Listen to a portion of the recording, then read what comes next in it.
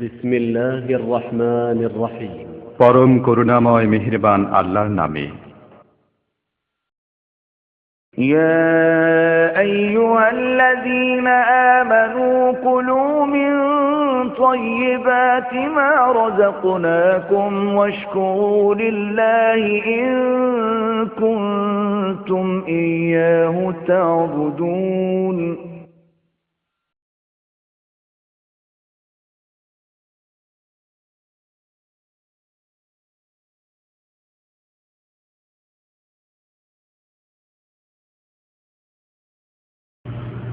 إن الحمد لله نحمده ونستعينه ونستغفره ونعوذ بالله من شرور أنفسنا ومن سيئات أعمالنا من يهده الله فلا مضل له ومن يضلله فلا هادي له وأشهد أن لا إله إلا الله وحده لا شريك له وأشهد أن محمدا عبده ورسوله صلى الله تعالى عليه وعلى آله وصحبه وسلم تسليما كثيرا يا أيها الذين آمنوا اتقوا الله حق تقاته ولا تموتن إلا وأنتم مسلمون يا أيها الناس اتقوا ربكم الذي خلقكم من نفس واحدة وخلق منها زوجها وبث منهما رجالا كثيرا ونساء واتقوا الله الذي تساءلون به والأرحام إن الله كان عليكم رقيبا يا أيها الذين آمنوا اتقوا الله وقولوا قولا سديدا يصلح لكم أعمالكم ويغفر لكم ذنوبكم ومن يطع الله ورسوله فقد فاز فوزا عظيما أما بعد فإن خير الحديث كتاب الله وخير الهدي هدي محمد صلى الله عليه وسلم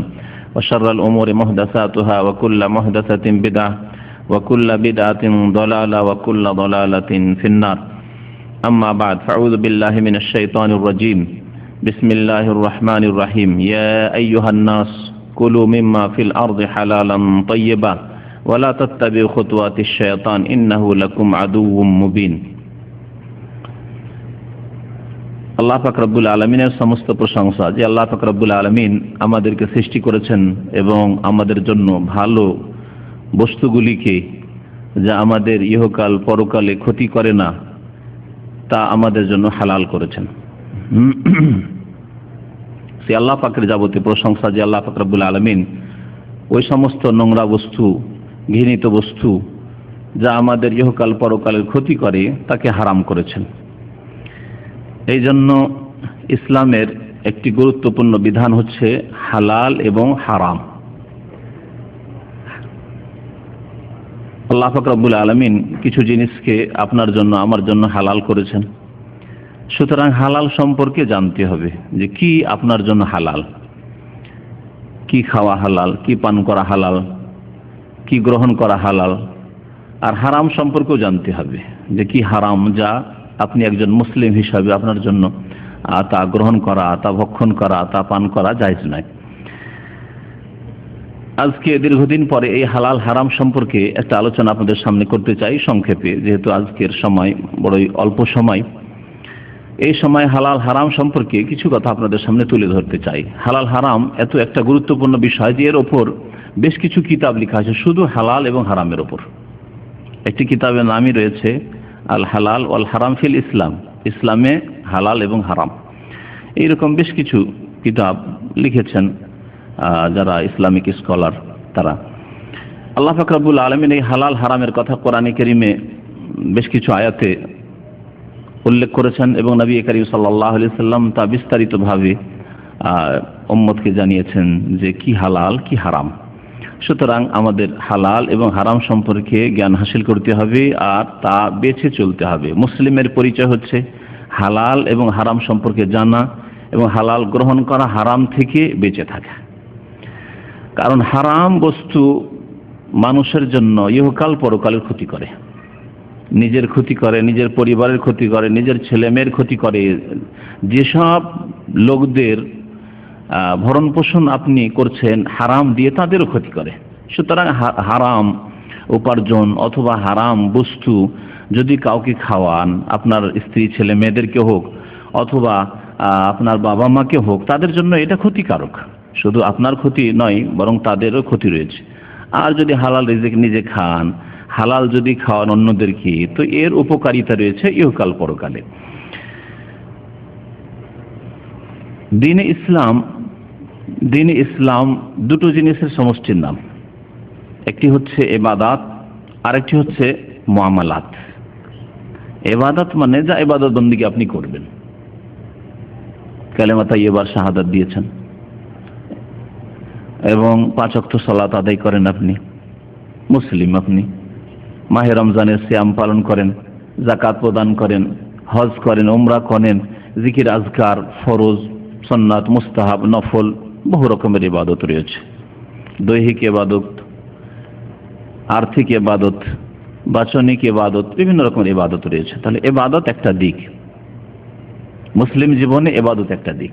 আর একটি দিক হচ্ছে মুআমালাত। মুআমালাত মানে আমল থেকে, আমেল লেবারকে বলছে, কারণ কর্ম করে। মুআমালাত মানে আদান প্রদান, যাতে কাজকর্ম করতে হয়, যার সম্পর্ক মানুষের সাথে, আপনার সম্পর্ক আরেকজন মানুষের সাথে, অথবা আল্লাহর কোন সৃষ্টির সাথে। মুআমালাত আদান প্রদান, লেনদেন, কিছু নিচ্ছেন কিছু দিচ্ছেন। এই মুআমালাত বিভিন্ন রকমের রয়েছে, বিবাহ শাদী মুআমালাত, তালাক মুআমালাত, আদান প্রদান, জমি জায়গার ভাগ বন্টন মুআমালাত, আদান প্রদান, ব্যবসা বাণিজ্য মুআমালাত, আদান প্রদান। মুআমালাতের আরেকটা দিক হচ্ছে ব্যবহার চরিত্র, আদান প্রদান। কারো সাথে কোনো আচরণ করছেন, কেউ আপনার সাথে কোনো আচরণ করলো, এই যে আদান প্রদান, এগুলি হচ্ছে মুআমালাত। তো ইসলাম আপনার সম্পূর্ণ হবে, আপনার ঈমান সম্পূর্ণ হবে, আপনার দিন কমপ্লিট হবে তখনই যখন আপনার ইবাদতও সুন্দর হবে আর আপনার মুআমালাত আদান প্রদানও সুন্দর হবে। আদান প্রদানের একটি দিক তুলে ধরবো, সেটা হচ্ছে আখলাক নয়, সেটা হচ্ছে হালাল হারামের দিকটা। আদান প্রদানের ক্ষেত্রে, মুআমালাতের ক্ষেত্রে আপনি কি ধরনের ব্যবসা করবেন, কি ধরনের রোজগার করবেন, কিভাবে আপনি উপার্জন করবেন, কোনগুলি আপনি ভক্ষণ করবেন, কোনগুলি পান করবেন, কোন টাকাটা নেবেন, কোনটা নেবেন না, এগুলি হচ্ছে এক রকমের মুআমালাত।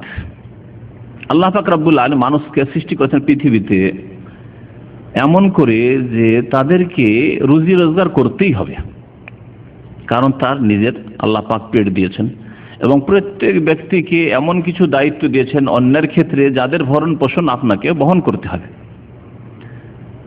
তাদের পোশাক পরিচ্ছদ দিতে হবে, তাদের খাবার দিতে হবে, তাদের পানীয় দিতে হবে। সুতরাং আপনাকে রুজি রোজগার করতে হবে। আল্লাহ পাক রব্বুল আলামিন এইভাবে মানুষকে সৃষ্টি করেছেন। এই জন্য মহান আল্লাহ যেখানে নামাজের কথা, জুমার নামাজের কথা বলেছেন, সেখানে বলেছেন ফাইদা কুদিয়াতিস সালাত, যখন নামাজ সম্পূর্ণ হয়ে যায়, ফান্তাশিরু ফিল আরদ, তখন পৃথিবীতে তোমরা ছড়িয়ে পড়ো, দুনিয়াতে তোমরা ছড়িয়ে পড়ো, এদিক সেদিক ছুটাছুটি করো। ফান্তাশিরু ফিল আরদ, যার যেখানে রুজি রোজগার আছে, কাজকর্ম আছে, চাষির মাঠে ঘাটে, ব্যবসায়ীর দোকানে যে ডিউটি করে কর্মচারী, তার কর্মক্ষেত্র, সেখানে আল্লাহ পাক রব্বুল বলেছেন ফান্তাশিরু ফিল আরদ ওয়াবতাগু মিন ফাদলিল্লাহ, এবং আল্লাহ পাকের অনুগ্রহ, আল্লাহ পাকের যে রুজি তোমার জন্য রয়েছে, উপজীবিকা রয়েছে, রিজিক আল্লাহ পাক তোমার জন্য নির্ধারিত করেছেন, ওয়াবতাগু মিন ফাদলিল্লাহ, আল্লাহ পাকের এই অনুগ্রহ সন্ধান করো। সেখানে গিয়ে যদি হালাল হারামের পার্থক্য না করো তাহলে আল্লাহকে ভুলে গেলে। সেজন্য আল্লাহ পাক তারপরে স্মরণ করেছেন ওয়াবতাগু মিন ফাদলিল্লাহ ওয়াজকুরুল্লাহ কাসীরা, এবং বেশি বেশি আল্লাহকে স্মরণ করতে থাকবে। বেশি বেশি আল্লাহকে যদি স্মরণ করতে থাকো, মাঠে গেলে একজন চাষি, ব্যবসায় গেলে একজন দোকানদার, অথবা ব্যবসার যে ক্ষেত্র রয়েছে একজন চাকরিজীবী, তার ডিউটিতে গেলে ওয়াজকুরুল্লাহ কাসীরা, আল্লাহকে বেশি বেশি স্মরণ করতে থাকো। যে কোনো পেশার মানুষ যারা হাতের কাজ করেন, সেখানে গিয়ে ওয়াজকুরুল্লাহ কাসীরা, আল্লাহকে বেশি বেশি স্মরণ করবে। সুতরাং হারাম উপায় অবলম্বন করবে না রুজি রোজগারের ক্ষেত্রে। আল্লাহ পাক রব্বুল আলামিন হালাল রুজি ভক্ষণ করতে বলেছেন। সূরা বাকারা আয়াত নম্বর 168টি শুরুতে পাঠ করেছি। আল্লাহ পাক ইরশাদ করেছেন ইয়া আইয়ুহান নাস, হে মানব সকল। এখানে আল্লাহ শুধু মুমিন মুসলিমদেরকে সম্বোধন করেননি, সারা বিশ্বের সমস্ত মানুষকে সম্বোধন করেছেন। কারণ মানুষ হিসাবে প্রত্যেক মানুষ হালাল খাবে, এটা আল্লাহ পাক রব্বুল আলামিনের আদেশ।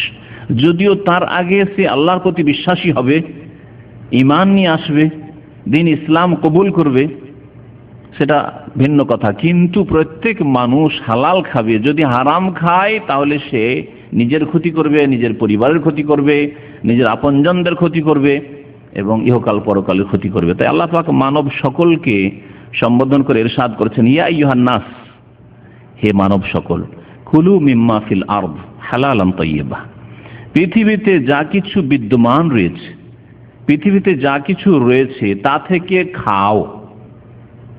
হালালান তাইয়্যিবা, হালাল এবং পাক পবিত্র। হালাল খাও, পাক পবিত্র খাও। হালাল খাও, হারাম খেও না। পাক পবিত্র খাও, নোংরা খেও না, ঘৃণিত খেও না। আর নোংরা যা ঘৃণিত তা হচ্ছে খবিস। হালালের বিপরীত হচ্ছে হারাম, হারাম খেও না। আর তৈয়বের বিপরীত হচ্ছে খবিস। নবী করিম সাল্লাল্লাহু আলাইহি সাল্লামকে আল্লাহ পাক রাসূল করে প্রেরণ করেছেন তৈয়বাত, পাক পবিত্রকে হালাল করার জন্য। ওয়া ইউহিল্লু লাহুমুত তৈয়বাত ওয়া ইউহাররিমু আলাইহিমুল খাবায়েস, তাদের জন্য খবিস নোংরাগুলিকে, ঘৃণিত বস্তুকে হারাম করার উদ্দেশ্যে নবী করিম সাল্লাল্লাহু আলাইহি সাল্লাম প্রেরিত হয়েছিলেন। আল্লাহ পাক ইরশাদ করেছেন হালাল খাও, তৈয়ব খাও, পাক পবিত্র খাও আর হালাল খাও। ওয়ালা তাত্তাবিউ খুতুওয়াতিশ শায়তান, আর শয়তানের পদাঙ্কের অনুসরণ করিও না। শয়তানের পায়ে পা রাখিও না, কদমে কদম রাখিও না। তাহলে যেই ব্যক্তি হালাল না খেয়ে হারাম খাবে, তৈয়বাত পাক পবিত্র না খেয়ে নোংরা ঘৃণিত বস্তু খাবে, সেই ব্যক্তি শয়তানের পায়ে পা রাখলো। শয়তান যে রাস্তা দিয়ে চলে সেই রাস্তায় চললো। আল্লাহ পাক নিষেধ করেছেন ওয়ালা তাত্তাবিউ খুতুওয়াতিশ শায়তান ইন্নাহু লাকুম আদুউম মুবিন, কারণ শয়তান হচ্ছে তোমাদের প্রকাশ্য শত্রু। শুধু শত্রু না, প্রকাশ্য শত্রু। প্রথম মানুষ আদম আলাইহিস সালাম, তখন থেকেই শত্রুতা শুরু করেছে। এবং আল্লাহ পাক রব্বুল আলামিনের কাছে সে ছাড় নিয়েছে, ক্ষমতা নিয়েছে যে কিয়ামত পর্যন্ত থাকবো আর এই মানব জাতিকে আমি পথভ্রষ্ট করব, আমার সাথে জাহান্নামে নিয়ে যাব। সুতরাং এই শয়তান, ইবলিস শয়তান হচ্ছে প্রকাশ্য শত্রু। শয়তানের কদমে কদম রাখিও না। আল্লাহ পাক রব্বুল আলামিন মুমিন জাতিকে সম্বোধন করেছেন। এই সূরা বাকারা আয়াত নম্বর 172 আল্লাহ পাক ইরশাদ করেছেন ইয়া আইয়ুহাল্লাযীনা আমানু, হে মুমিন সকল। এখানে বিশেষ করে মুমিনদেরকে আল্লাহ সম্বোধন করেছেন কুলু মিন তাইয়্যিবাতি মা রাযাকনাকুম, আমি তোমাদেরকে যে রিজিক দিয়েছি, আমি তোমাদেরকে যে আহার দিয়েছি তা থেকে যে তাইয়্যিবাত রয়েছে, পাক পবিত্র রয়েছে, হালাল রয়েছে তা খাও। কুলু মিন তাইয়্যিবাতি মা রাযাকনাকুম, আর হালাল খেয়ে পাক পবিত্র খেয়ে ওয়াশকুরু লিল্লাহ, আল্লাহ পাকের শুকরিয়া আদায় করো। আল্লাহ পাকের সবচেয়ে বড় শুকরিয়া হচ্ছে তার প্রতি ঈমান নিয়ে আসা।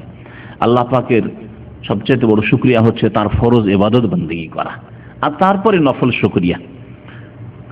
প্রথমে ফরজ শুকরিয়া আল্লাহ পাকের আদায় করতে হবে, সেটা হালাল খাওয়ার পরে, পাক পবিত্র খাওয়ার পরে। পাক পবিত্র না খেয়ে যদি আল্লাহ পাকের শুকরিয়া আদায় করতে যান, নামাজ পড়েন, দোয়া করেন, তাহলে এসব কবুলে বাধা প্রাপ্ত হবে। আপনি, আপনার ইবাদত বাধা প্রাপ্ত হবে, আপনার দোয়া বাধা প্রাপ্ত হবে। যেসব কথা এই অল্প সময়ের মধ্যে আমি নিয়ে আসার চেষ্টা করব। আল্লাহ পাক রব্বুল বলছেন যে ওয়াশকুরু লিল্লাহ, দ্বিতীয় হুকুম হচ্ছে হালাল খাওয়ার পরে যে আল্লাহ পাকের শুকরিয়া আদায় করো। ইন কুনতুম ইয়াহু তা'বুদুন, যদি তোমরা সত্যিকার অর্থে একমাত্র আল্লাহ পাকের ইবাদত বন্দেগী করো। তাহলে আল্লাহ পাকের ইবাদত বন্দেগীর কথা আল্লাহ পাক এখানে উল্লেখ করেছেন। এবং সত্যিকার যদি আল্লাহর বান্দা হও, তাহলে তোমরা হালাল খেয়ে আল্লাহ পাকের শুকরিয়া আদায় করবে, হালাল খেয়ে আল্লাহ পাক রব্বুল আলামিনের ইবাদত বন্দেগী করবে। আল্লাহ পাক রব্বুল আলামিন যেসব বস্তুকে হারাম করেছেন সেগুলি দুই ভাগে ভাগ করা যেতে পারে। যে আল্লাহ পাক হারাম করেছেন সেগুলি দুই ভাগে ভাগ করা যেতে পারে। একরকম হারাম যেগুলি আল্লাহ পাক স্থায়ী হারাম করেছেন, সেগুলি আসলে হারাম, সেগুলি খাবায়েস নোংরা, সেগুলি হচ্ছে ঘৃণিত, সেগুলি হচ্ছে কষ্টদায়ক, সেগুলি হচ্ছে মানুষের জন্য ইহকাল পরকালে ক্ষতি সাধনকারী, সেজন্য আল্লাহ পাক সেগুলিকে হারাম করেছেন। এইরকম বেশ কিছু হারাম রয়েছে, আমি আয়াত থেকে সেগুলি কিছু নজির কিছু তুলে ধরবো ইনশাআল্লাহ। আর কিছু জিনিস আছে যেগুলি আসলে তো হালাল, কিন্তু আপনার কারণে সেটা হারাম হয়ে গেছে। জিনিসটা হালালই ছিল কিন্তু আপনার জন্য সেটা হালাল নয়, অন্যের জন্য হালাল, যার সেটা অধিকার প্রাপ্য তার জন্য সেটা হালাল। খুব সহজ উদাহরণ, কুকুর শৃগাল হালাল না হারাম? হারাম, সবসময় হারাম। আপনার কারণে সেটা হারাম না, আল্লাহ পাক রব্বুল আলামিন তার মধ্যে খাবায়েস দেখেছেন, তার মধ্যে ক্ষতি রয়েছে আপনার ইহকাল পরকালে, সেজন্য সেগুলিকে কি করেছেন? হারাম করে দিয়েছেন। হিংস্র পশুকে আল্লাহ পাক রব্বুল হারাম করে দিয়েছেন, স্থায়ীভাবে হারাম। এবং আপনার জন্য এগুলি আল্লাহ পাক হারাম ঘোষণা করেছেন। রিয়াল, দেশের টাকা, ডলার হালাল, কিন্তু চুরি করা যদি হয়। মোবাইল হালাল না হারাম? আপনার জন্য হালাল, কিন্তু মোবাইল যদি চুরি করা হয়, মোবাইলকে যদি গুনাহের কাজে ব্যবহার করেন, দেখলেন হারাম হয়ে গেল। চাকু হালাল না হারাম? হালাল, কিন্তু যদি তা দিয়ে যদি শাকসবজি কাটেন, জায়েজ জিনিস কাটেন, কিন্তু মানুষ যদি জবাই করেন, চাকু দেখিয়ে টাকা ছিনতাই করেন, সেই চাকু আপনার জন্য হালাল? হারাম। সে চাকুর ইস্তেমাল, চাকুর ব্যবহার হারাম। দেখতে পেলেন তাহলে? তো আল্লাহ পাক রব্বুল আলামিন এই পৃথিবীতে হালাল এবং হারাম রেখেছেন। একটি আয়াত আপনাদের শোনাই, সূরা মায়েদার আয়াত নম্বর 3। আয়াতটি বড় রয়েছে, কিছু কথা তার মধ্য থেকে শুনে আল্লাহ পাক ইরশাদ করেছেন, হুররিমাত আলাইকুমুল মাইতাতু ওয়াদ-দামু ওয়া লাহমুল খিনজির। আল্লাহ পাক ইরশাদ করেছেন যে তোমাদের উপর হারাম করা হয়েছে মৃত জন্তুকে, যে জন্তু বিনা জবাই করায় মরে গেছে। পানির গুলি ছাড়া, মাছ ছাড়া। সেই ক্ষেত্রে নবী করিম সাল্লাল্লাহু আলাইহি সাল্লামের হাদিস রয়েছে, কোরআনে কারিমে সেদিকে ইঙ্গিত রয়েছে। সুতরাং পানির মাছ মরে গেল আপনার জন্য হালাল, জীবিত পেল হালাল, তাই না? কিন্তু স্থল ভাগের যেসব জন্তু আপনার জন্য হালাল, কুকুর শৃগাল নয়, শুকুর নয়, গরু, খাসি, মোরগ, কিন্তু তা যদি জবাই না করতে পারেন, তার আগেই মারা যায়, তাহলে হারাম। আল্লাহ বলছেন হুররিমাত আলাইকুমুল মাইতাতু। এইরকম মৃত জন্তু যা জবাই করতে পারলে তোমার জন্য হালাল হইতো, কিন্তু জবাই করতে পারোনি, মারা গেছে, সেজন্য সেটা হারাম। ওয়াদ-দামু, আর রক্ত তোমার জন্য হারাম। এগুলি খবিস, তাইয়্যিব নয়, পাক পবিত্র নয়, সেজন্য আল্লাহ পাক রব্বুল আলামিন হারাম করেছেন। রক্তকে আল্লাহ পাক রব্বুল কি করেছেন? হারাম করেছেন। তাহলে রক্ত পান করা যাবে না, যে কারো রক্ত হোক না কেন। বিদআতপন্থীরা এই রক্তের কিচ্ছা কাহিনী শোনায়, ওই সব না, রক্ত হারাম, যে কারো রক্ত হোক না কেন, রক্ত হারাম। এমন নয় যে কোনো নবীর রক্ত হইলে হালাল হয়ে যাবে আর তার জন্য জান্নাত অবধারিত হয়ে যাবে, এসব কথা ভিত্তিহীন কথা, মিথ্যা কথা। ওয়া লাহমুল খিনজির, আল্লাহ বলছেন যে শুকুরের গোশত আল্লাহ হারাম করেছেন। ওমা উহিল্লা লিগাইরিল্লাহি বিহি, কয়েকটি হারাম দেখলেন কিরকম? আল্লাহ আপনার জন্য এগুলি হারাম করেছেন, কিন্তু তারপর আল্লাহ বলছেন এমন পশু যেটা আল্লাহ ছাড়া অন্যের নামে জবাই করা হবে। ওমা উহিল্লা লিগাইরিল্লাহি বিহি, দেখুন এটা, সেটা খাসি, গরু, মহিষ, মোরগ, যদি আল্লাহ ছাড়া অন্যের নামে জবাই করা হয়। প্রথম কথা, আল্লাহর নাম নেন, অন্যের নামে যদি জবাই করা হয়, দেবদেবীর নামে জবাই করা হয়, বড় পীরের নামে জবাই করা হয়, শাহজালালের নামে জবাই করা হয়, খাজা বাবার নামে জবাই করা হয়, হালাল হবে? আল্লাহ বলছেন ওমা উহিল্লা লিগাইরিল্লাহ। এই কথা আল্লাহ বলেননি যে লিল আসনাম, শুধু প্রতিমা পুতুল, হিন্দুদের দেবী দেবতার জন্য জবাই করলে, আর মক্কার মুশরিকদের প্রতিমা হোবাল, আল্লাহ উজ্জার জন্য জবাই করলে সেটা হারাম হয়ে যাবে। আর ওলিয়া আউলিয়ার নামে, নবীর নামে, মাজারের নামে জবাই করলে সেটা হালাল হয়ে যায়, কথা বলেনি। ওমা উহিল্লা লিগাইরিল্লাহি বিহি, আল্লাহ ছাড়া অন্যের জন্য যেটা জবাই করা হবে সেটা কি হয়ে যাবে? যদি হালাল ছিল, বিসমিল্লাহ আল্লাহু আকবার বলে আল্লাহর সন্তুষ্টির জন্য যদি জবাই করতেন সেটা হালাল ছিল, কিন্তু সেটা জবাই করলেন আল্লাহ ছাড়া অন্যের নামে, আল্লাহ ছাড়া অন্যের নাম নিয়ে হয়তো, অথবা আল্লাহর নাম নিলেন কিন্তু অন্যের আস্তানাই নিয়ে গিয়ে জবাই করলেন। আল্লাহ পাক তারপরে এই জন্য বলেছে ওমা যুবিহা আলা নুসুব, কোন আস্তানায় যদি জবাই করা হয়, বিসমিল্লাহ আল্লাহু আকবার দিয়ে জবাই করলেন আপনার খাসি, কিন্তু সেটা গিয়ে আটরসিতে জবাই হলো অন্যের আস্তানায়। ওমা যুবিহা আলা নুসুব, আল্লাহ পাক হারাম করেছেন। তাহলে ওই খাসিটা হালাল ছিল, কিন্তু আপনার কারণে সেটা কি হয়ে গেল?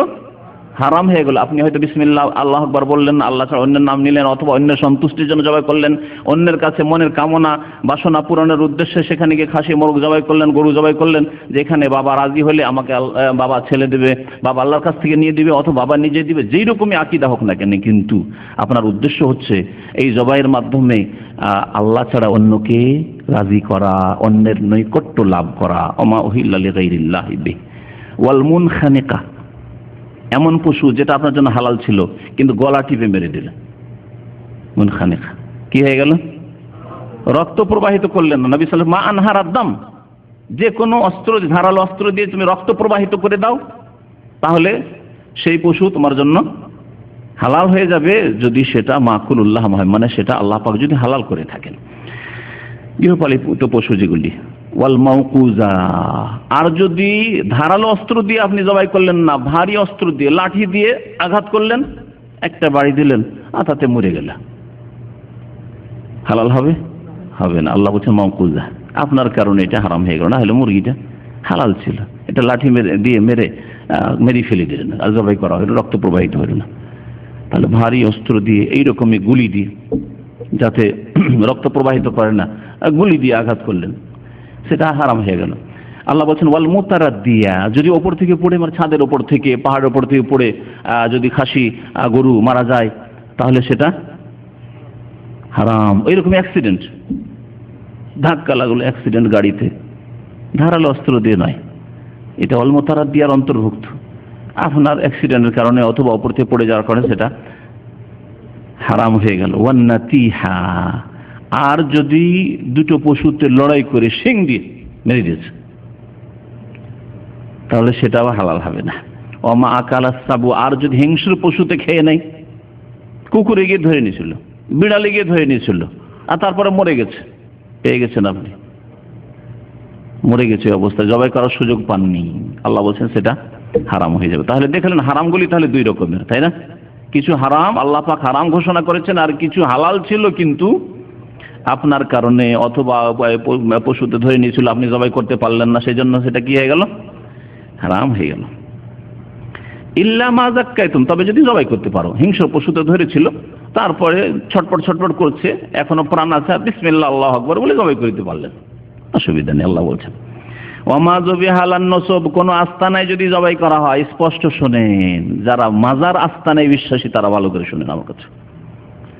আল্লাহ বলছেন যে কোনো আস্তানায় যদি আল্লাহ ছাড়া অন্যের দরবারে, অন্যের নৈকট্য লাভের জন্য যদি জবাই করা, ওমা যবিহা আলান নসব, তাও আল্লাহ পাক হারাম করেছেন। অথচ সেটা যদি আপনার বাড়িতে জবাই করতেন, সেটা হালাল হইতো, সেটা আল্লাহ সন্তুষ্টের জন্য, আল্লাহ নৈকট্য লাভের জন্য জবাই করতেন, সেটা হালাল হইতো। আল্লাহ পাক রব্বুল আলামিন খেয়াল খুশি হালাল হারাম করতে কঠোরভাবে নিষেধ করেছেন, কারণ আজকালকার মানুষ সুবিধাবাদী, যে ব্যবসাটাকে পছন্দ লাগছে, ওলামাদের ফতোয়া যদি হারামও থাকে, সেটাই কি করে দিবে? হালাল করে দিবে। একজন দুইজন যদি পেয়ে যায়, দুর্বল কোন আলেম পেয়ে গেছে, কোন আলেমের খাতায় নাই, ওরকম কোন দক্ষ আলেম নাই, কিন্তু সুযোগ পেয়ে গেছে, ও হারামকে কি করে দিবে? হালাল করে দিবে। বড় বড় ওলামায়ে কেরাম রয়েছেন, আইম্মায়ে কেরাম রয়েছেন, তাদের ফতোয়াকে পিছনে ফেলে দিবে, কারণ স্বার্থে ব্যাঘাত ঘটেছে। আজকাল ডিএকশনের ব্যবসার ক্ষেত্রে এরকম শুরু হয়েছে, সুবিধাবাদী দু একজন আলেম কোথা থেকে ফতোয়া নিয়ে এসে হালাল, অথচ হাইয়াতে কিবারুল উলামা সৌদি আরবের তারা হারাম ঘোষণা করেছে। এইভাবে ডেস্টিনি, আর এইরকম বহু ব্যবসা রয়েছে, যেমন বিড়ি সিগারেট, এক শ্রেণী বিদাতি মোল্লাদের ফতোয়া মকরুহ না। ধূমপানের উপর আমার বিস্তারিত বক্তব্য হয়ে গেছে মাসখানেক আগে, আর সেটা ইন্টারনেটও আছে, আর সেগুলি সবভাবে রেকর্ড হয়ে আছে, পাবেন। তাহলে আপনি যেখানে দেখছেন যে কোরআন সুন্নাহর আলেমরা হারাম ফতোয়া দিয়েছেন, আর আপনি বিড়ি সিগারেট অথবা জর্দা তামাক আপনি আপনার দোকানে, মুদিখানার দোকানে রাখবেন আর বিক্রি করবেন, সেই ব্যবসা করবেন, আর বলবেন যে হালাল, না না এটা হারাম নয়, মাকরুহ। মাকরুহ মানে খাও আর খাওয়াও, ব্যবসা করো, মাকরুহ নয়। আল্লাহ পাক যদি ঘৃণা করেন, মাকরুহ মানে ঘৃণিত, মাকরুহ মানে অপছন্দ। আল্লাহ যদি পছন্দ না করেন, সেটা অবশ্যই ভক্ষণীয় নয়, সেটা ব্যবহার করার নয়, আর সেই ব্যবসা জায়েজ নয়। আল্লাহ পাক রব্বুল আলামিন ইরশাদ করেছেন সূরা নাহলের আয়াত নম্বর 116-তে, ওয়ালা তাকুলু লিমা তাসিফু আলসিনাতুকুমুল কাযিব, তোমাদের মিথ্যা বলে অভ্যাস, সুবিধাবাদী তোমরা, সুতরাং তোমরা চট করে বলে দিও না হাযা হালালুন ওয়া হাযা হারাম, যেটা ইচ্ছা হইলো হালাল করে দিলেন, আর যেটা ইচ্ছা হলো হারাম করে দিলেন। সুবিধাবাদী হইও না যে কোনো ক্ষেত্রে। লিতাফতারু আলাল্লাহিল কাযিব, আল্লাহর উপর মিথ্যারোপ করার উদ্দেশ্যে, আল্লাহর দিনে মিথ্যা রচনার উদ্দেশ্যে এইরকম কাজ করি। ইন্নাল্লাযীনা ইফতারুনা আলাল্লাহিল কাযিব লা ইফলিহুন, আল্লাহ বলছেন নিঃসন্দেহে যারা আল্লাহ সম্পর্কে, আল্লাহর দিন সম্পর্কে মিথ্যা রচনা করবে, আল্লাহ পাক হারাম করেছেন, বিজ্ঞ আলেমরা হারাম বলেছেন, আর সেটাকে সুবিধাবাদী হালাল করে নিল, কারণ এই ব্যবসা করে সেজন্য হারাম না হালাল, এটা করে না সেজন্য হারাম। খেয়াল খুশি, যারা খেয়াল খুশি ফতোয়া দেবে আল্লাহ বলছেন লা ইফলিহুন, তারা কখনো কল্যাণ পাবে না, কখনো তারা পরিত্রাণ পাবে না। হালাল হারাম সম্পর্কে স্পষ্ট একটি হাদিস রয়েছে, যাতে নবী করিম সাল্লাল্লাহু আলাইহি ওয়াসাল্লাম 3 ভাগে ভাগ করেছেন। প্রত্যেক যতগুলি বস্তু দুনিয়াতে আছে সেগুলোকে 3 ভাগে ভাগ করেছেন, হালাল হারাম, আর মধ্যখানে রয়েছে স্পষ্ট হালাল স্পষ্ট হারাম 2 দিকে, আর মধ্যখানে রয়েছে সন্দেহযুক্ত, জনসাধারণের জন্য সন্দেহযুক্ত, কিন্তু সকলের জন্য সন্দেহযুক্ত নয়। এই বিষয়টি নবী করিম সাল্লাল্লাহু আলাইহি ওয়াসাল্লাম স্পষ্ট করেছেন। নোমান বিন বশীর রাদিয়াল্লাহু তাআলা আনহুমা থেকে বর্ণিত সহিহ বুখারী মুসলিমের হাদিস, বলছেন তিনি যে সামিআতু রাসূলুল্লাহ সাল্লাল্লাহু আলাইহি ওয়াসাল্লাম, আমি আল্লাহ রাসূল সাল্লাল্লাহু আলাইহি ওয়াসাল্লামকে বলতে শুনেছি, ইন্নাল হালালা বাইয়িন ওয়াল হারাম ওয়া ইন্নাল হারামা বাইয়িন। কোন হাদিসে রয়েছে ইন্না ছাড়া আল হালালু বাইয়িনুন ওয়াল হারামু বাইয়িন, নিশ্চয়ই হালাল হচ্ছে স্পষ্ট, ভাত স্পষ্ট হালাল, তাই না? স্পষ্ট। মদ স্পষ্ট হারাম। আল হালাল বাইয়িন ওয়াল হারাম বাইয়িন, এবং হারাম হচ্ছে নিঃসন্দেহে স্পষ্ট। ওয়া বাইনাহুমা মুশতাবিহাত, আরেকটি রিওয়ায়াতে রয়েছে বাইনাহুমা উমুরুন মুশতাবিহা, বিভিন্ন শব্দ রয়েছে কিন্তু অর্থ কাছাকাছি একই রকম। আর এই দুইয়ের মাঝে স্পষ্ট হালাল স্পষ্ট হারাম, এই দুইয়ের মাঝে কিছু রয়েছে মুশতাবিহা মানে সন্দেহজনক, শুভা মানে সন্দেহ, সংশয়ের বস্তু, হালাল হবে কি হবে না, এদিকেও যেতে পারে ওইদিকেও যেতে পারে, আপনাকে সন্দেহ লাগছে। নবী করিম সাল্লাল্লাহু আলাইহি ওয়াসাল্লাম বলেছেন লা ইয়ালামুহুন্না কাসীরুম মিনান নাস, অনেক লোকেরা এই মধ্যেকার জিনিসগুলি সম্পর্কে জানেন না। কে জানে না? কাসীরুম মিনান নাস, অনেক লোকেরা জানে না। এখন দুনিয়াতে আলেমদের সংখ্যা বেশি না জনসাধারণের সংখ্যা বেশি? জনসাধারণের সংখ্যা বেশি। তাহলে নবী সাল্লাল্লাহু আলাইহি ওয়াসাল্লাম বলছেন যে কাসীর মিনান নাস, অধিকাংশ লোকেরা জানে না, মানে জনসাধারণ জানেন না। সামান্য ইলম যারা রাখে তারা জানে না, কিন্তু যারা বিজ্ঞ আলেম, যারা ইসলামের কোরআন সুন্নাহর জ্ঞান রাখে, তারা এটা হালালের আওতাভুক্ত হবে না হারামের আওতাভুক্ত হবে, এটা কোন নীতিমালার ভিত্তিতে। যদি 1400 বছর আগে নবী সাল্লাল্লাহু আলাইহি ওয়াসাল্লাম ওইসব ছিল না, ওই ধরনের ব্যবসা ছিল না, ওই ধরনের আদান প্রদান ছিল না, ওই ধরনের সিস্টেম ছিল না, যেমন ব্যাংকিং সিস্টেম ছিল না, কিন্তু ব্যাংকের সুদ হালাল হবে না হারাম হবে এটা উলামায়ে কেরাম স্পষ্ট করেননি। হ্যাঁ, যদি একজন মানুষকে সংশয় হয়, সন্দেহ হয়, তাহলে আল্লাহ বলছেন ফাসআলু আহলা যিকরি ইন কুনতুম লা তা'লামুন, আহলে ইলম যারা জ্ঞানী পণ্ডিত দিনের, তাদেরকে জিজ্ঞাসা করে নেবে তোমাদের যদি না জানা থাকে। নবী করিম সাল্লাল্লাহু আলাইহি ওয়াসাল্লাম ইরশাদ করেছেন লা ইয়ালামুহুন্না কাসীর মিন, অনেক লোকেরা জানে না, অনেক লোকেরা জানে না। তবে কাসীরের বিপরীত হচ্ছে কালিল, তাহলে অল্প লোকেরা জানে। এই হাদিসের অর্থ হয় অল্প লোকেরা জানে, আর তারা হচ্ছে উলামায়ে হক, কোরআন সুন্নাহর ভালো আলেম, তারা অবশ্য জানে। নবী করিম সাল্লাল্লাহু আলাইহি ওয়াসাল্লাম বলছেন যে তুমি যদি ভালো আলেমের কাছে পৌঁছতে না পারো, অথবা আলেমদের মধ্যে দ্বিমত দেখো, এটাও একটা দিক। হয়তো আপনি ভালো আলেম পেলেন না, যেখানে হঠাৎ করে হালাল হারামের প্রশ্ন উঠলো আর ভালো আলেম পর্যন্ত আপনি পৌঁছতে পারলেন না, অথবা পৌঁছতে পারলেন কিন্তু দ্বিমত দেখছেন, একদল আলেম বলছে যে হালাল আর একদল আলেম বলছে হারাম। এই ক্ষেত্রে আপনার করণীয় কি? আর এরকম অনেক ক্ষেত্রে আমাদের হয়, অনেক ক্ষেত্রে হয়। নবী করিম সাল্লাল্লাহু আলাইহি ওয়াসাল্লাম ফামানিত্তাকা শুবহাত ইস্তাবরা লিদীনিহি ওয়া ইরদিহি, সুতরাং যেই মুমিন, যেই মুসলিম সন্দেহের বস্তু থেকে বেঁচে থাকবে, ফামানিত্তাকা শুবহাত, যেখানে সন্দেহ হবে, সন্দেহের জন্য হচ্ছে যে আমাকে সন্দেহ লাগছে আর ভালো আলেম পাচ্ছি না, অথবা একদল হালাল বলছে আর একদল হারাম বলছে, তখন সন্দেহের বিষয় হয়ে গেল, তাই না? সন্দেহের বিষয় হয়ে গেল। নবী সাল্লাল্লাহু আলাইহি ওয়াসাল্লাম বলছেন যেই ব্যক্তি সন্দেহের বস্তু থেকে বেঁচে থাকবে, সন্দেহ হচ্ছে খাবে না। এখন এখানে নেন, বিড়ি সিগারেটের ক্ষেত্রে নেন, এইরকম বহু ব্যবসা আছে, সেই ক্ষেত্রে নেন, আপনার সন্দেহ হচ্ছে যে একদল মাকরুহ বলছে আর একদল হারাম বলছে, এখানে আপনার করণীয় কি? নবী করিম সাল্লাল্লাহু আলাইহি ওয়াসাল্লাম এই হাদিস স্পষ্ট করে, ফামানিত্তাকা শুবহাত, যে ব্যক্তি সন্দেহের বস্তু থেকে বেঁচে থাকলো, ফাকাদ ইস্তাবরা লিদীনিহি ওয়া ইরদিহি, সেই ব্যক্তি তার দ্বীনকে রক্ষা করলো। সুবহানাল্লাহ, দিনের হেফাজত করলো। যে ব্যক্তি সন্দেহ থেকে বেঁচে থাকলো, সন্দেহের ব্যবসা বাণিজ্য, সন্দেহের কাজকর্ম, সন্দেহের চাকরি, এমন এক হোটেলে চাকরি করি, পশ্চিমা দেশে যেসব লোকেরা যায় সেসব দেশে এইভাবে চাকরি করে, এমন হোটেলে চাকরি করে যেখানে মদ ঢালা হারে টেবিলে চলছে, সে শুকুরের গোস্ত চলছে। আপনি বলছেন না, আমি ওই মদটা পেশ করি না, আমি ওখানে ওই শুকুরের গোস্তটা আমি পেশ করি না, আমি একটু অন্য সাইডে চাকরি করি। কি করেন? হয়তো আপনি ড্রাইভার, সার্ভিস দিয়ে আসেন, পৌঁছে দিয়ে আসেন, ডেলিভারি করে আসেন, এইরকম হতে পারে। বিভিন্ন রকমের সেলুনের ব্যবসার ক্ষেত্রে, তারপরে আপনার ওই স্টুডিওর ব্যবসার ক্ষেত্রে, যদিও এই ক্ষেত্রে সন্দেহ নেই, কারণ স্টুডিওর ব্যবসায় আপনি যেগুলি শখের ছবি, যে ছবিগুলি বাধ্যতামূলক নয়, ফুল ছবি, সেগুলি ছবি স্পষ্ট একজন সাধারণ মানুষের কাছেও হারাম স্পষ্ট। সেলুনে দাড়ি মন্ডন স্পষ্ট একজন সাধারণ মানুষের কাছে হারাম। সুতরাং এই ক্ষেত্রে এমন নয় যে সন্দেহ সংশয়। তারপরে যদি কারো এরকম মনে হয়, নবী করিম সাল্লাল্লাহু আলাইহি ওয়াসাল্লাম বলছেন, যেই ব্যক্তি সন্দেহ থেকে মুক্ত থাকলো সেই ব্যক্তি নিজের দিনের হেফাজত করলো, ওয়াইরজিহি, মান সম্মানের হেফাজত করলো।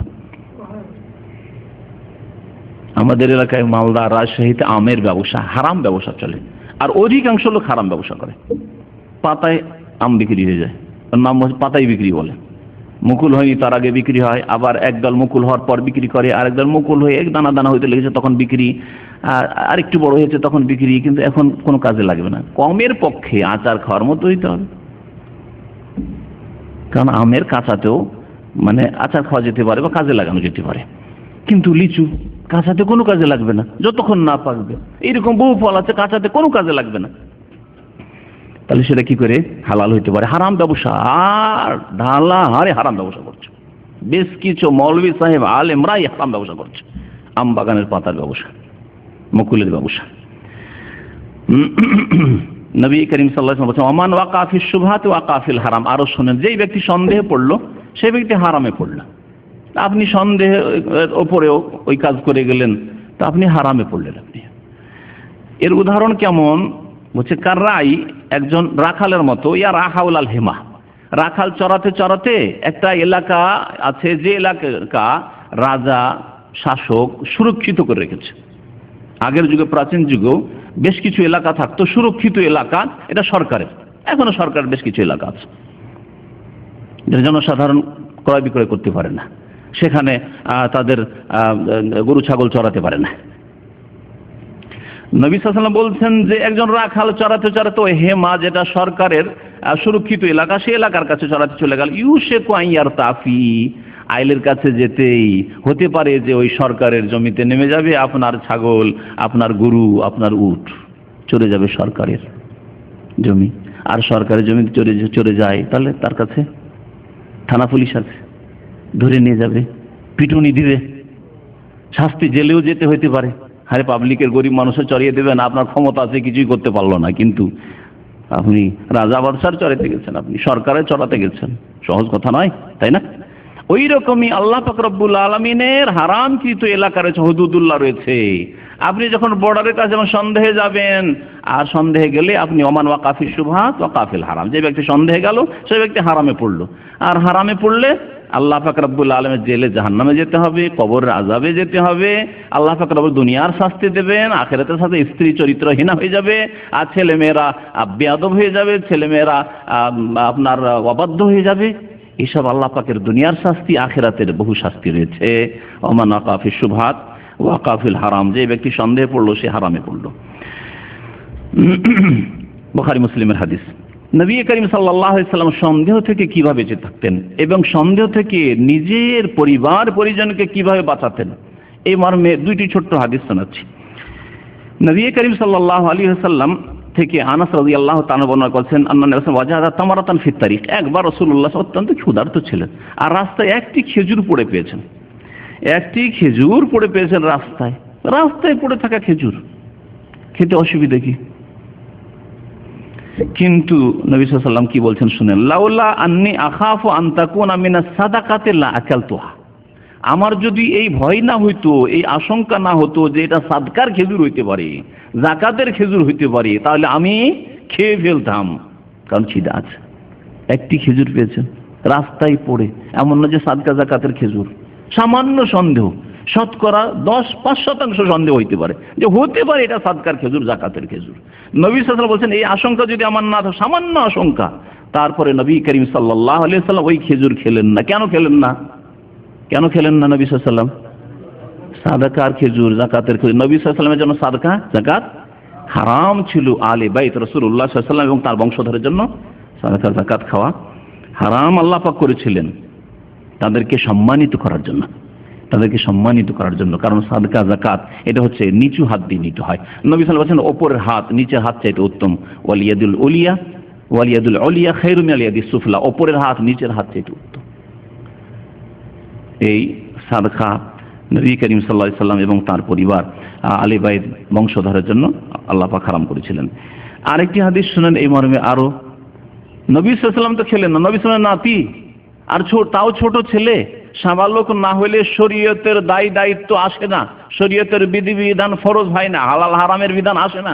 তারপরে নবী করিম সাল্লাল্লাহু আলাইহি ওয়াসাল্লাম হাসান রাদিয়াল্লাহু তাআলা আনহু সম্পর্কে কি করলেন শুনেন। আবু হুরায়রা রাদিয়াল্লাহু তাআলা আনহু বর্ণনা করছেন যে কাল আখাযাল হাসান ইবনে আলী রাদিয়াল্লাহু আনহুমা তামারাতান মিন তামারিস সাদাকা, সাদকার খেজুর রাখা ছিল, ওখান থেকে একটি খেজুর হাসান ছোট ছেলে, মাত্র 3-4 বছরের ছেলে, উঠিয়ে মুখে দিয়ে নিয়েছে। ছোট ছেলে যা করে, উঠিয়ে চট করে মুখে দিয়ে নিয়েছে। ফাজালাহা ফি মুখে রেখে দিয়েছে।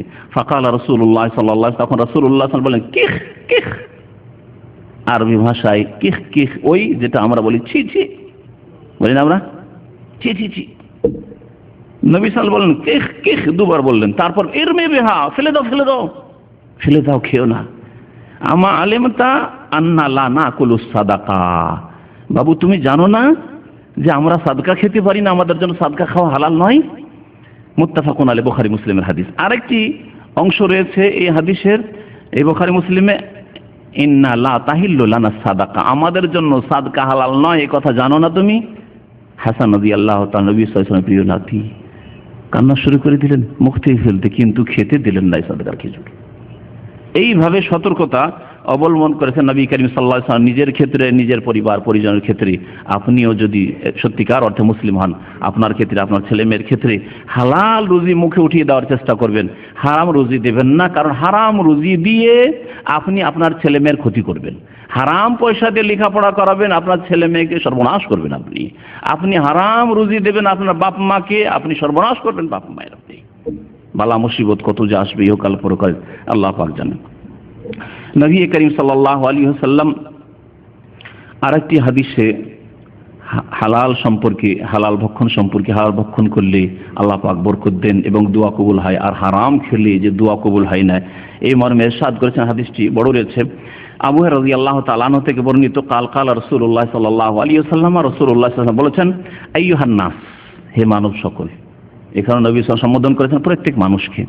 এজন্য হালাল খাওয়ার ক্ষেত্রে প্রত্যেক মানুষকে আল্লাহ পাকের সম্বোধন রয়েছে, ইয়া আইয়ুহান নাস, হে মানব সকল। ইন্নাল্লাহা তাইয়্যিবুন লা ইয়াকবালু ইল্লা তাইয়্যিবা, আল্লাহ পাক রব্বুল আলামিন পাক পবিত্র, তার নাম তাইয়্যিব, তিনি পাক পবিত্র। লা ইয়াকবালু ইল্লা তাইয়্যিবান, তিনি পাক পবিত্র ছাড়া আর কিছুই গ্রহণ করেন না। আল্লাহ পাক পবিত্র, সমস্ত ত্রুটি মুক্ত। সুতরাং আল্লাহ পাক রব্বুল আলামিন কোন নাপাক বস্তু, নোংরা বস্তু, ঘৃণিত বস্তু, হারাম বস্তু কবুল করেন না। লা ইয়াকবালু ইল্লা তাইয়্যিবান।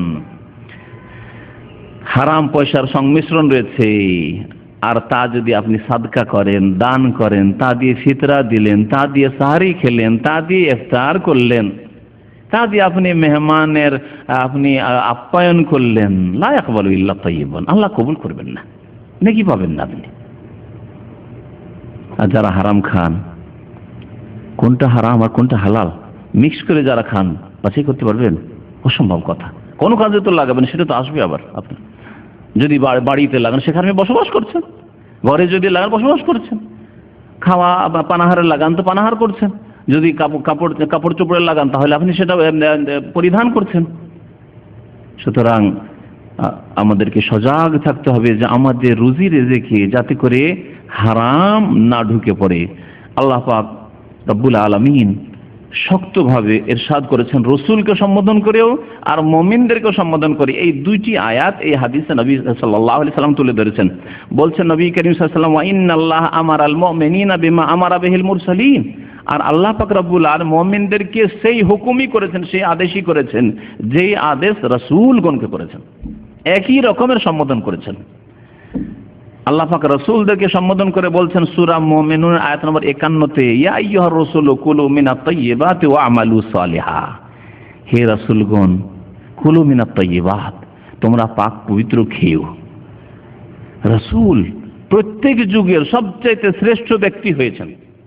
সবচেয়ে শ্রেষ্ঠ ব্যক্তিকে আল্লাহ পাক রব্বুল আলামিন নবী রাসূল করেছেন। তারপরে তাদেরকে আল্লাহ পাক সতর্ক করেছেন, ইয়া আইয়ুহার রাসূল, হে রাসূলরা, কুলু মিনাত তাইয়্যিবাতি, তোমরা পাক পবিত্র খাবে, ওয়া আমালু সালিহা, এবং নেক আমল করবে। তাহলে পাক পবিত্র খেয়ে হালাল খেয়ে নেক আমল করিও, হালাল খেয়ে নামাজ পড়িও, হালাল খেয়ে রোজা রাখিও, হালাল খেয়ে যাকাত দিও, হালাল খেয়ে দান খেরাত করিও, হালাল খেয়ে হজ উমরা করিও। কুলু মিনাত তাইয়্যিবাতি ওয়া আমালু সালিহা, হালাল খেয়ে আল্লাহ পাকের দরবারে হাত উঠিয়ে দোয়া করিও। কুলু মিনাত তাইয়্যিবাতি ওয়া আমালু সালিহা ইন্নী বিমা তা'মালুন আলিম, তোমরা যা কিছু করছো, যেখান থেকে উপার্জন করছো, আমি জানছি। ওয়া ক্বালা তাআলা, এবং আল্লাহ পাক আরো ইরশাদ করেছেন মুমিনদেরকে সম্বোধন করে, ইয়া আইয়ুহাল্লাযীনা আমানু কুলু মিন তাইয়্যিবাতি মা রাযাকনাকুম ওয়াশকুরু লিল্লাহি ইন কুনতুম ইয়াহু তা'বুদুন। যে আয়াতের তাফসীর প্রথম দিকে করে ফেলেছি। হে মুমিনরা, তোমরা পাক পবিত্র খাও যা আমি তোমাদেরকে রিজিক দান করেছি, আর তোমরা আল্লাহ পাকের শুকরিয়া আদায় করো। আল্লাহ পাকের শুকরিয়া আদায়, পাক পবিত্র খেয়ে আল্লাহ পাকের ইবাদতবন্দি করো, যদি আল্লাহ সত্যিকার বান্দা তোমরা হয়ে থাকো। তারপরে নবী করিম সাল্লাল্লাহু আলাইহি সাল্লাম এমন কিছু লোকের কথা বা এক শ্রেণীর লোকের কথা উল্লেখ করলেন। সুম্মা যাকারা রাজুলা, এক শ্রেণীর মানুষের কথা নবী করিম সাল্লাল্লাহু আলাইহি সাল্লাম উল্লেখ করলেন। ইউতিলুস সাফার, দীর্ঘ সময় ধরে সফর করে। সফর একটা হচ্ছে কাছের সফর, একটা দূরের সফর। কাছের সফর এখান থেকে আপনি 100-150 কিলোমিটার গেলেন, দূরের সফর 500, 700, 1000, 2000, 5000 কিলোমিটার সফর, তাই না? যত দূরে যাবেন তত কষ্ট বাড়বে না, বাড়বে না? আচ্ছা, সফরে নবী করিম সাল্লাল্লাহু আলাইহি ওয়াসাল্লাম বলেছেন যে মুসাফিরের দোয়া কবুল হয়, খণ্ডন হয় না। জানা আছে আপনাদের হাদিস, তাই না? এই ব্যক্তি, যেই ব্যক্তি আল্লাহ পাকের কাছে দোয়া করছে, তার মধ্যে এই গুণ পাওয়া যাচ্ছে। ইউতিলুস সাফার, শুধু সফর করে না, লম্বা সফর করছে, কয়েক হাজার কিলোমিটারের সফর, বিদেশে সফর করছে, কষ্টের সফর, সমুদ্রের পথে সফর। আশআসা আকবার, দ্বিতীয় লক্ষণ হচ্ছে দোয়া কবুল হওয়ার। আশআসা আকবার, ধুলো ধূসরিত, চুলগুলি বিক্ষিপ্ত হয়ে আছে, তার কাছে চিরুনি নেই, সাবান নেই, তেলের ব্যবস্থা নেই।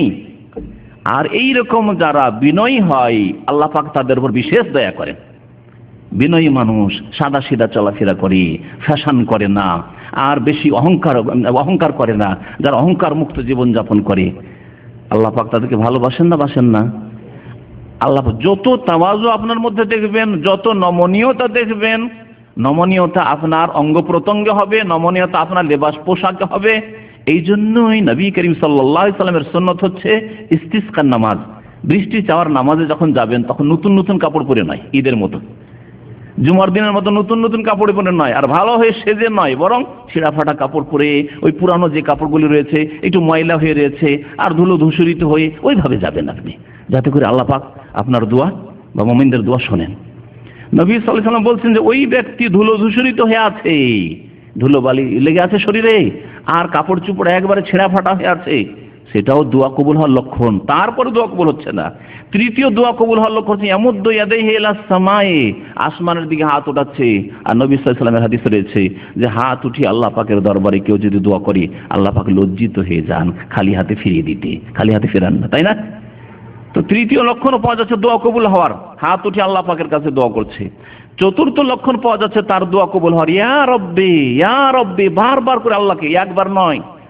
কারণ যারা দোয়াতে মনোযোগী নয়, একবার দুবার দোয়া করে শেষ হয়ে যায় তাদের দোয়া। আরাফার মাঠে এরকম দেখেছি, আল্লাহ পাক সুযোগ দিয়েছে, আরাফার মাঠে হাজিরা হজ করতে এসছে, আর আশেপাশে দেখা যায় 5 মিনিট 10 মিনিট একটু দোয়া করলো, তারপর দিল লম্বা টানে ঘুম, এই নাকের ডাক শুরু হয়ে গেল, লম্বা ঘুম দিল। সুবহানাল্লাহ, এখানে ঘুমাইতে এসছেন আপনি? এখানে খেলাধুলা করতে এসছেন?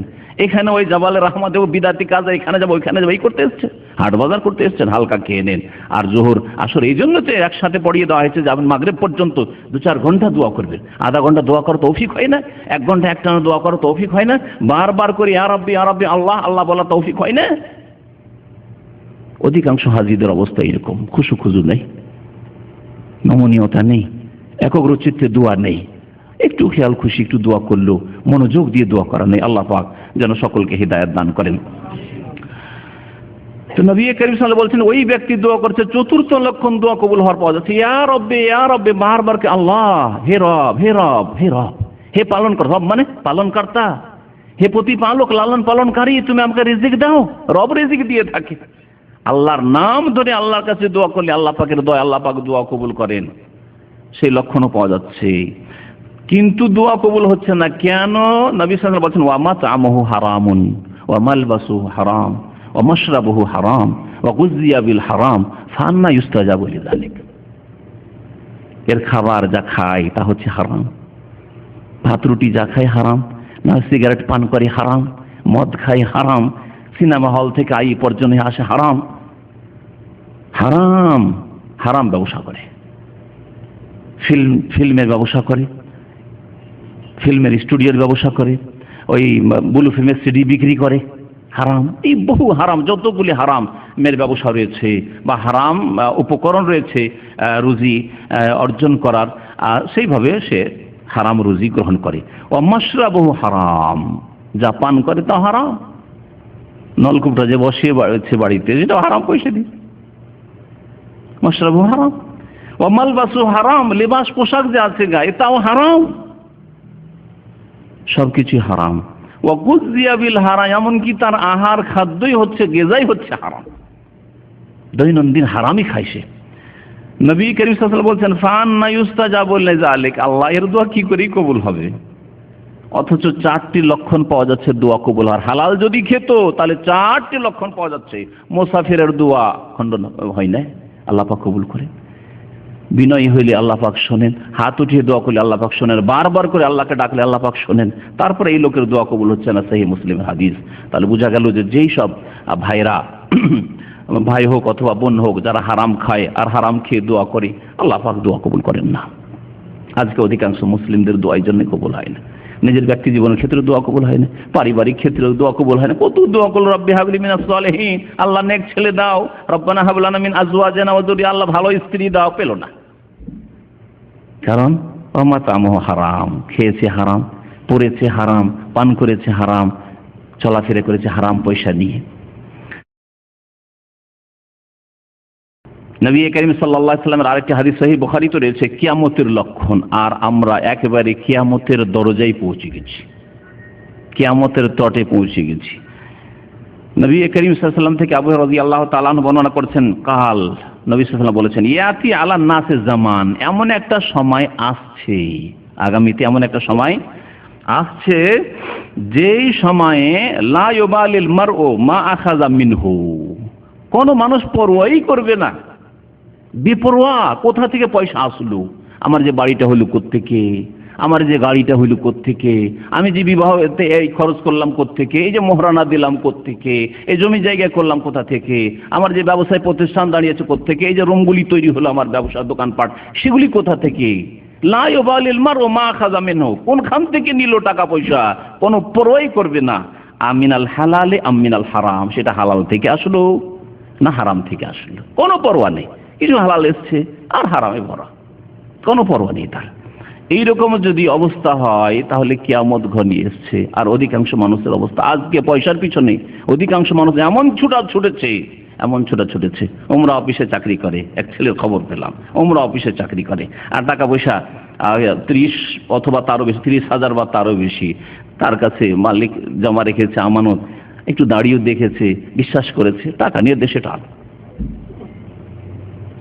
আর কত লোক যে ধার নিয়ে টান, আমাদের নিউ মুসলিম ভাই এখানে বসছিল কিছুক্ষণ আগে, তার কাছ থেকে নতুন মুসলমান করে তা আমার কাছে নিয়েছে, আজকে থেকে 8 বছর আগে মুসলমান হয়েছে, 2000 রিয়াল নিয়েছে।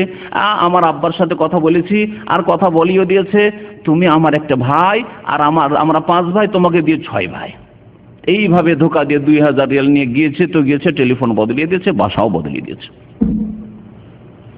হাদিস ওয়ালা হারাজ, এইসব কিস্সা কাহিনী যদি বলি, কিস্সা কাহিনী বলা আমাদের বক্তব্য অভ্যাস নাই, কিন্তু অনেক সময় এই এক দুটো বলার প্রয়োজন পড়ে নজির হিসাবে। মানুষের চরিত্র এত নিচে নেমেছে টাকা পয়সা রুজি রোজগারের ক্ষেত্রে যে হালাল হারামের কোনো পরোয়া নেই, কোনো পরোয়া নেই, অথচ তারা মুসলিম, অথচ পরকালে বিশ্বাসের দাবি, অথচ তাদের অনেকে নামাজ পড়ে, অথচ পরকাল। আর নামাজ কি জন্য পড়ছেন তাহলে? আপনি যদি হালাল খাবেন না তো হারাম খাবেন তাহলে? আল্লাহ পাক রব্বুল আলামিন যেন মুসলিম উম্মাহকে হিদায়াত দান করেন। নবী করিম সাল্লাল্লাহু আলাইহি ওয়াসাল্লামের আরেকটি হাদিস শোনাই সময় শেষ দিকে। ইবনে মাসউদ রাদিয়াল্লাহু তাআলা আনহু থেকে বর্ণিত, তিনি বলছেন যে নবী করিম সাল্লাল্লাহু আলাইহি ওয়াসাল্লাম বলেছেন, লা তাযুলু কাদামা আবদিন ইয়াউমাল কিয়ামাতি হাত্তা ইউসআলা আন খামসিন। কিয়ামতের দিনে আল্লাহ পাক রব্বুল আলামিনের সামনে জবাবদিহি করতে হবে। এই জবাবদিহির চিন্তা মানুষকে সংশোধন করে দিতে পারে। এই জবাবদিহির চিন্তা যার যত বেশি থাকবে তত বেশি সে সোজা হয়ে যাবে সিরাতে মুস্তাকিমের ওপর, ইবাদতের ক্ষেত্রেও, মুআমালাতের ক্ষেত্রেও, আখলাক চরিত্রের ক্ষেত্রেও, ব্যবসা বাণিজ্যের ক্ষেত্রেও, চাকরির ক্ষেত্রেও, ডিউটির ক্ষেত্রেও, সমস্ত ক্ষেত্রে সে সোজা হয়ে যাবে। মানুষের হকের ক্ষেত্রে, আল্লাহর হকের ক্ষেত্রে সোজা হইতে পারবেন তখনই আপনি যখন আপনার এই চিন্তা থাকবে যে আমি স্বাধীন একেবারে নয়, সব সময় আমার লাগাম আল্লাহ পাকের হাতে আছে। আর আল্লাহ পাক রব্বুল আলামিন 60 বছর 50 বছর সময় দিয়েছেন, আর ওই দিকে লাগামটা ধরে ফেরেশতারা টানছে, আমাকে টানছে টানছে মওতের দিকে। আর মওতের সম্মুখীন হইলে আমাকে জবাবদিহি করতে হবে কবরে, আবার তারপরে হাসরের মাঠে বিচার দিবসে জবাবদিহি করতে হবে, পাই পাই করে বুঝিয়ে দিতে হবে যে কি করে এসছো তুমি। নবী করিম সাল্লাল্লাহু আলাইহি ওয়াসাল্লাম ইরশাদ করেছেন, লা তাযুলু কাদামা ইবনে আদম ইয়াউমাল কিয়ামা ইনদা রাব্বিহি। কিয়ামতের দিনে আল্লাহ পাকের দরবার থেকে কোন আদম সন্তানের পা সরতে পারবে না। সুবহানাল্লাহ। লা তাযুলু কাদাম, কাদাম মানে পা, হ্যাঁ, ইবনে আদম, আদম সন্তানের পা সরাতে পারবে না। কোথায় যাবে? আইনাল মাফার, পালাবার জায়গা আছে? আরে সৌদি আরব থেকে দুর্নীতি করে পালিয়ে গেলে, নিজের দেশ থেকে দুর্নীতি করে বিদেশে পালিয়ে গেলে, দেশের টাকা বিদেশে দিয়ে গিয়ে ব্যাংকে রাখলে যাতে দেশের লোক টের না পায়, এসব বড় বড় পয়সাওয়ালারা করছে। কিয়ামতের দিনে কোথায় যাবে? হাত্তা ইউসআল আন খামস, 5টি বিষয় সম্পর্কে যতক্ষণ পর্যন্ত জিজ্ঞাসাবাদ না হবে আল্লাহর দরবারে, ততক্ষণ আল্লাহর দরবার থেকে কেউ সরতে পারবেন না। আপনাকেও দাঁড়াইতে হবে, আমাকেও দাঁড়াইতে হবে। যার কাছ থেকে ধার নিয়েছেন সেও দাঁড়াবে, আর যেই ব্যক্তি ধার নিয়েছেন আর টাকা মেরেছেন, চুরি করেছেন, ছিনতাই করেছেন ইত্যাদি, সকলকে দাঁড়াতে হবে সেই দিন। ইত্তাকুল্লাহ, আল্লাহ যেন আমাদেরকে ভয় করার তৌফিক দান করেন। আন উমরিহি, প্রথম জিজ্ঞাসা হবে বয়স সম্পর্কে। ফিমা আফনা, এই তোমার 60 বছর 70 বছর বয়স, কোথায় তুমি শেষ করেছিলে, কোথায় শেষ করেছিলে? ওয়ান শাবাবিহি, আর বিশেষ করে যৌবন সম্পর্কে, 15 বছর থেকে শুরু করে 30 বছর বা 40 বছর যৌবন, 40 হলে তখন ভাটির দিকে। নবী সাল্লাল্লাহু আলাইহি ওয়াসাল্লাম বলছেন, ওয়ান শাবাবিহি, যৌবন সম্পর্কে জিজ্ঞাসা করা। ফিমা আবলা, কোথায় এই যৌবনকে ক্ষয় করেছিলে?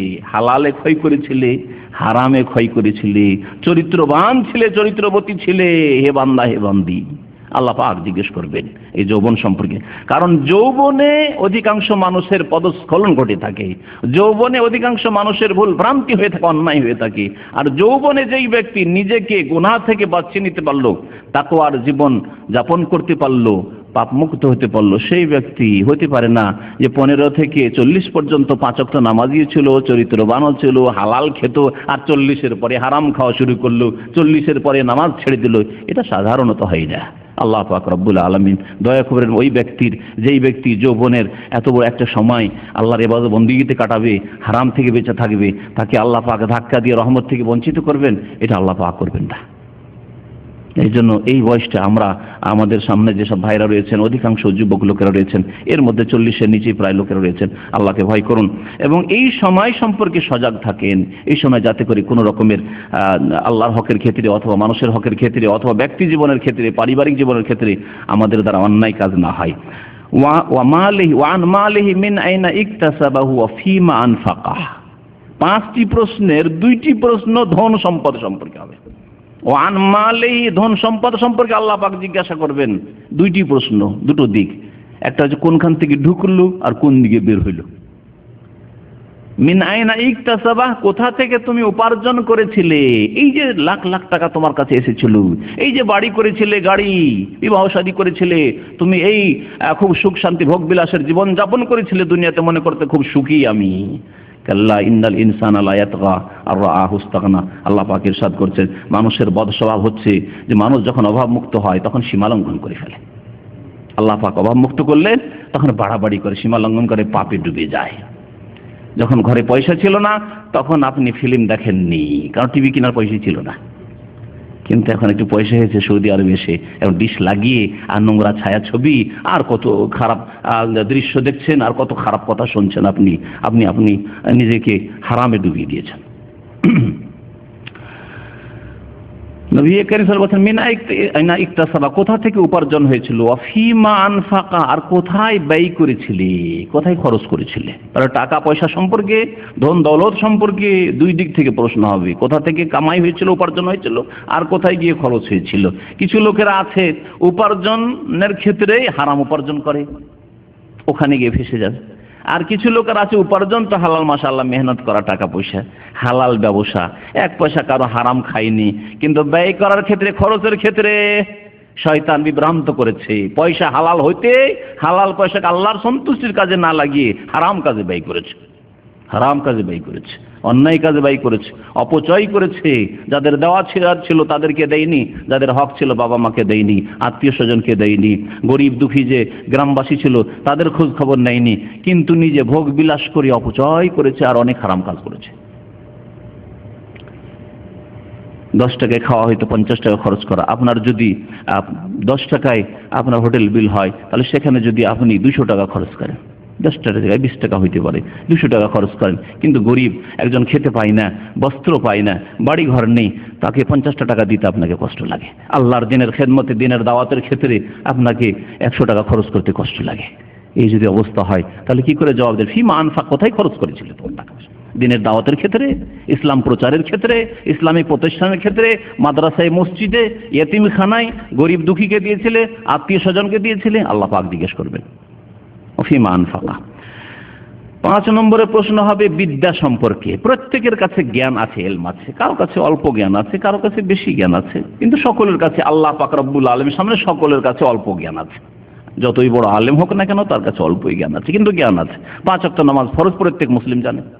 রমজান মাসে রোজা ফরজ, প্রত্যেক মুসলিম জানে। যাকাত ফরজ হয় কতটাই, প্রত্যেক মুসলিমের জানা আছে। জীবনে একবার হজ ফরজ সচ্ছল হইলে প্রত্যেক মুসলিমের জানা আছে। পর্দা ফরজ প্রত্যেক মা বোনের জানা আছে। কার জানা নেই যে পর্দা ফরজ? ওয়ান ইলমিহি মাজা আমিলা ফি, আর বিদ্যা সম্পর্কে, জ্ঞান সম্পর্কে, নলেজ সম্পর্কে জিজ্ঞাসা করা হবে। মাজা আমিলা ফি, কি আমল করেছিলে? 5 ওয়াক্ত নামাজ ফরজ জানতে না? রমজান রোজা ফরজ জানতে না? ইসলামের বিধিবিধান হালাল হারাম জানতে না? মাজা আমিলা ফি, এই ইলম দিয়ে কি করেছিলে তুমি? তৌহিদ সম্পর্কে সৌদি আরবে এসে জ্ঞান হাসিল করলে, সুন্নতের জ্ঞান হাসিল করলে এখানে, আর তারপরে দেশে ফিরে গিয়ে আবার উল্টো ওই বিদাতের দিকে চলে গেলে, আবার মিলাদ, আবার ওই শবে বরাতে হালুয়া রুটি, আবার কবর মাজার, আবার ওই পীর ফকির, ওই শুরু করে দিলেন তৌহিদের শিক্ষার পরে। মাজা আমিলা ফি, এলেম তো শিখে এসেছিলে, কানে তো পৌঁছে গিয়েছিল তৌহিদের কথা, সুন্নতের কথা, আবার শিরক বিদাতের দিয়ে কেন উল্টো হয়ে গিয়েছিলে? মাজা আমিলা ফি, জিজ্ঞাসা করে আল্লাহ পাক রব্বুল। তিরমিজির হাদিস, এবং হাদিসটি হচ্ছে হাসান। নবী করিম সাল্লাল্লাহু আলাইহি ওয়াসাল্লাম একটি হাদিস শুনিয়ে শেষ করছি। নবী সাল্লাল্লাহু আলাইহি ওয়াসাল্লাম হারাম খাওয়া সম্পর্কে সতর্ক করতে গিয়ে বলেছেন, মুসনাদ আহমদের হাদিস, দারমির হাদিস, এবং হাদিসটি সহিহ, লা ইয়াদখুলুল জান্নাতা লাহমুন নাবাতা মিনাস সুহুত, যেই গোশত তৈরি হয়েছে হারাম খেয়ে, সেই গোশতওয়ালা মানুষ জান্নাতে যাবে না। লা ইয়াদখুলুল জান্নাতা, জান্নাতে যাবে না। তারপরে নবী আর বলছেন, ওয়াকুল্লু লাহমিন নাবাতা মিনাস সুহতে ফান্নারু আউলা বিহি, বা কানাতিন নারু আউলা বিহি, 2 রকম ভাবে হাদিস রয়েছে। তাহলে কোথায় যাবে? জান্নাতে যেতে পারবে না। হারাম খেয়ে যদি গোশত বাড়ে, শরীর বাড়ে, ছেলে মেয়েকে লালিত পালিত করলেন হারাম খাওয়িয়ে, লা ইয়াদখুলুল জান্নাহ লাহমুন নাবাতা মিনাস সুহত, তাহলে যাবে কোথায়? বলছেন নবী সাল্লাল্লাহু আলাইহি ওয়াসাল্লাম, কুল্লু লাহমিন নাবাতা মিনাস সুহত, আর যে সব গোশত তৈরি হবে হারাম খেয়ে, কানাতিন নারু আউলা বিহি, জাহান্নামের আগুন তার অধিক হকদার হবে। জাহান্নামের আগুন তার হক রাখবে, এবং জাহান্নামের আগুন দাবি করবে যে আল্লাহ এদেরকে দাও, কারণ এরা আমার ইন্ধন হবে।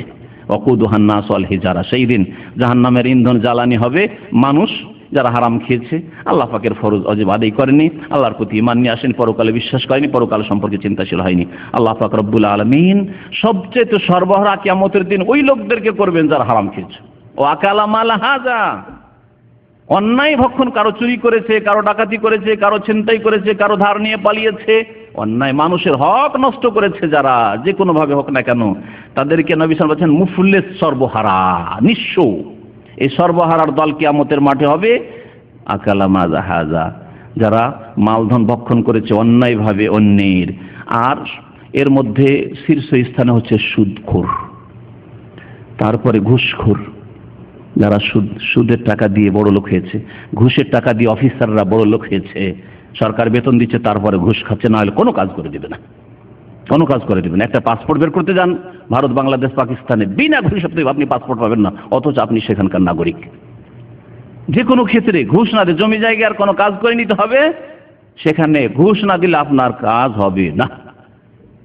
এইভাবে যেসব হারাম ব্যবসা বাণিজ্য রয়েছে, ওই সব দিয়ে যেসব টাকা পয়সা এসেছে, এরা সর্বহারা কিয়ামতের দিন হবে। আল্লাহ পাক রব্বুল আলামিন আমাদেরকে যেন দুনিয়াতেও সুখী করেন, আখিরাতেও সুখী করেন, আর জাহান্নামের আযাব থেকে যেন রক্ষা করেন। রব্বানা আতিনা ফিদ দুনিয়া হাসানা ওয়া ফিল আখিরাতি হাসানা ওয়া কিনা আযাবান নার। আল্লাহ পাক আমাদের হালাল রিজিকে যেন বরকত দান করেন, আল্লাহ পাক আমাদের হারাম রিজিক থেকে বেঁচে থাকার যেন তৌফিক দান করেন।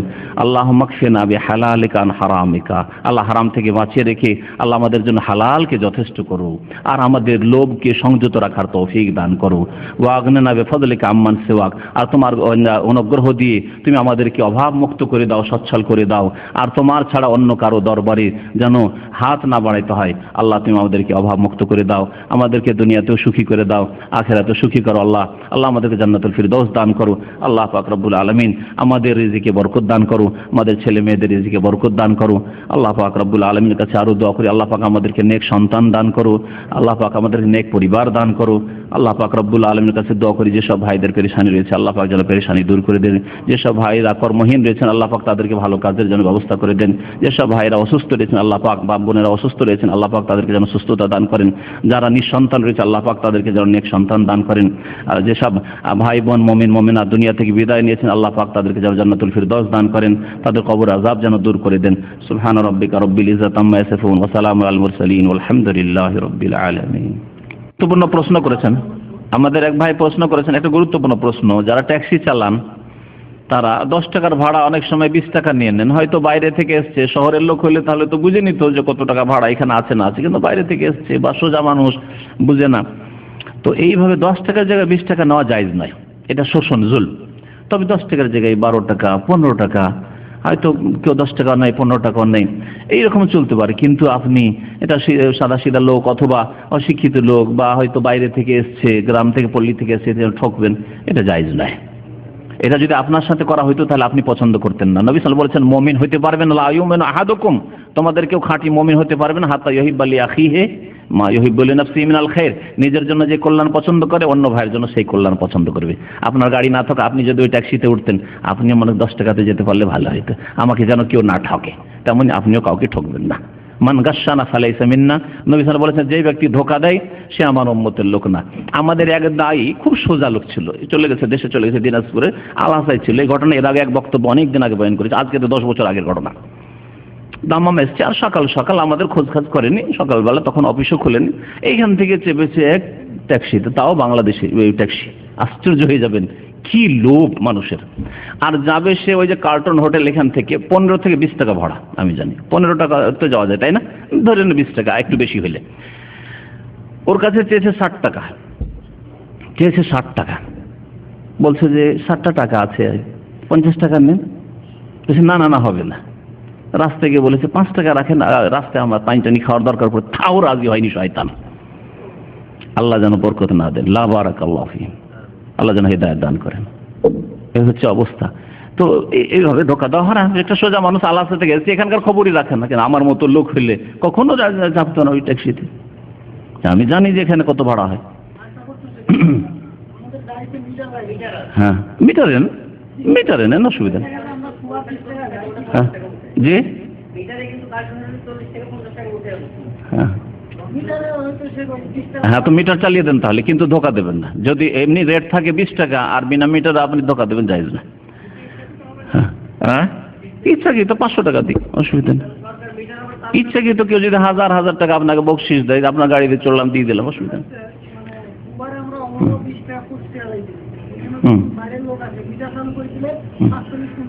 ও যদি মিটারে রাজি হয়, আর আল মুসলিমুন আলা শুরুতে একটি হাদিস রয়েছে, মুসলমান আপন কন্ডিশনের উপর যেমন শর্ত হবে চলবে। যদি ও মিটার চালিয়ে দিয়ে তাতে রাজি হয় তাহলে জায়েজ, কিন্তু মিটার চালালেন না আর 20 টাকাতে অহরহ যান, আর ওই লোকটা বিদেশ থেকে এসেছেন, টাকা 30 টাকা নিয়ে এলেন, জায়েজ নাই। হ্যাঁ, আমি বললাম যে চালিয়ে দেন, মিটার চালিয়ে দেন, দিয়ে দেখান। বললাম তো, শোনেন, বক্তব্য শোনেন, তো উত্তর দিয়ে দিলাম তো। চালিয়ে দিয়ে ঠিক আছে, আর বিনা চালিয়ে দিয়ে আপনি নেবেন, জায়েজ না।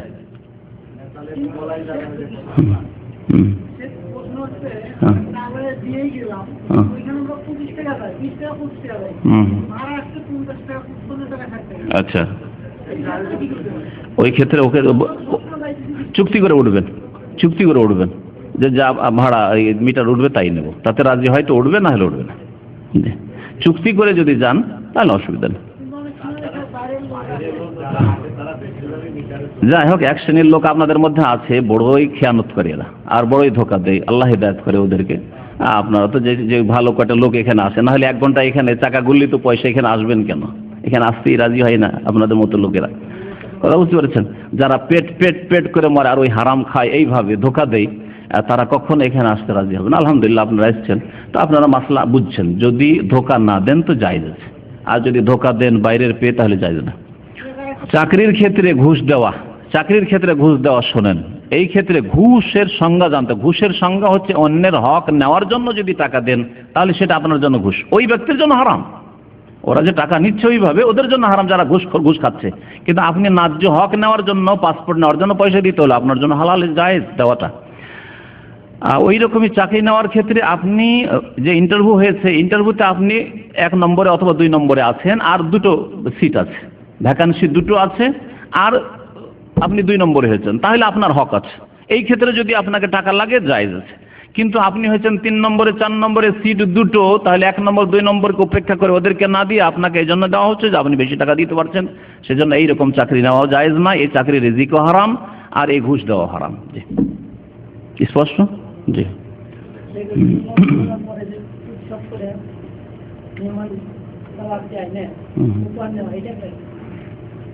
দাওয়াত দিয়ে নিয়ে এসে উপহার নেওয়া, বিয়েতে করে লোকেরা, খাতনাতে না, এরকম খাতা কলম নিয়ে বসবেন না।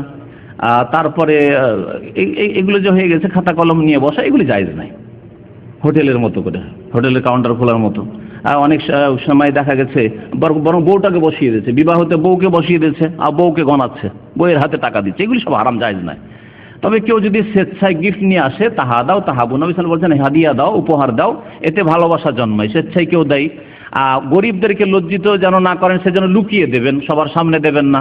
অনেক গরিবরা হয়তো দাওয়াত খেতে আসবে, আপনার গিফট দেখলে খালি হাতে এসে লজ্জা পেয়ে যাবে, সেজন্য দিলে লুকিয়ে দেবেন, নিলে লুকিয়ে নেবেন, আর না হলে অন্য সময় দেবেন, তার আগেই দিয়ে দিবেন। আপনি হিতাকাঙ্ক্ষী, কিছু দিতে চান, ওর বাড়ি বিবাহ আছে অথবা কিছু আছে, অসুবিধা নেই, অন্য সময় দিয়ে দেন, যাতে অন্য লোকেরা লজ্জিত হয় না।